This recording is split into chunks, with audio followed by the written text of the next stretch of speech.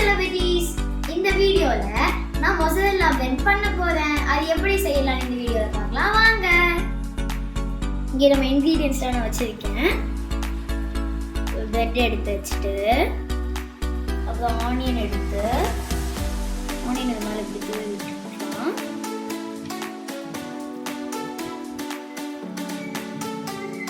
நல்லா தூவி விட்டு அதுக்கப்புறமா நம்ம கொஞ்சம் கார்ன் எடுத்து நல்லா இது வந்து வேக வச்ச கார்ன் நல்லா பிரித்து அப்படி இப்படி மேலே மேலே போட்டு விட்டுக்கலாம். அதுக்கப்புறமா தக்காளியும் நம்ம வெட்டிட்டு தக்காளி எல்லாம் போட்டுக்கலாம். ஓகே, தக்காளி எல்லாம் போட்டுட்டு கடைசியாக நம்மளோட மெயின் இன்க்ரீடியன்ட் மொசரெல்லா சீஸ் இப்படி கியூபாக வெட்டி இந்த சீஸையும் நம்ம நல்லா இன்க்ளூட் பண்ணிக்கலாம். அதுக்கப்புறமா நம்ம கொஞ்சம் சில்லி ஃப்ளேக்ஸ் எடுத்து நம்ம பிரெட் மேலே தூவி விட்டுடணும். அதுக்கப்புறமா ஆதியான சீசனிங் இருக்குல்ல அதையும் நம்ம வந்து எடுத்து இந்த மாதிரி பிரெட் மேலே இப்படி தூவி விட்டுடணும்.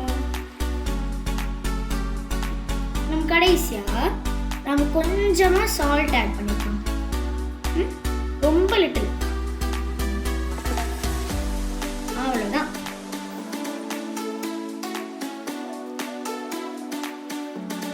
இப்போ நம்ம 3 பிரெட்டுக்கு ரெடி பண்ணிட்டோம்.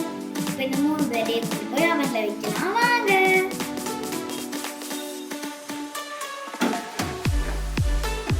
இப்போ நம்ம அவன்ல வச்சாச்சு. மைக்ரோவேவ்ல ஒரு 5 minutes 300 பவர்ல வைங்க. அப்படின்னா சீஸ் மெல்ட் ஆகாது. பார்த்தீங்கன்னா இன்னும் கொஞ்சம் டைம் கூடிய வைக்கலாம். குக் ஆயிடுச்சா கார்த்தி? சொல்லி ரெடி. எடுக்கலாமா? எடுக்கலாம். இப்போ நம்ம பண்ணி வச்சிருக்க பிரெட்டை எடுத்து ஒரு தட்டில் வச்சு சாப்பிடலாம். ஓகே,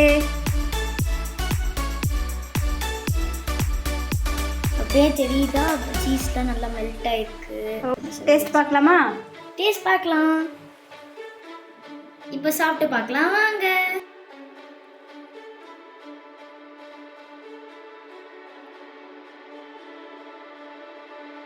ரொம்ப சூப்பரா இருக்கு. நீங்க ரெசிபி செஞ்சு பார்த்து இது எப்படி இருக்குன்னு சொல்லி கமெண்ட்ஸ்ல சொல்லுங்க. Bye bye.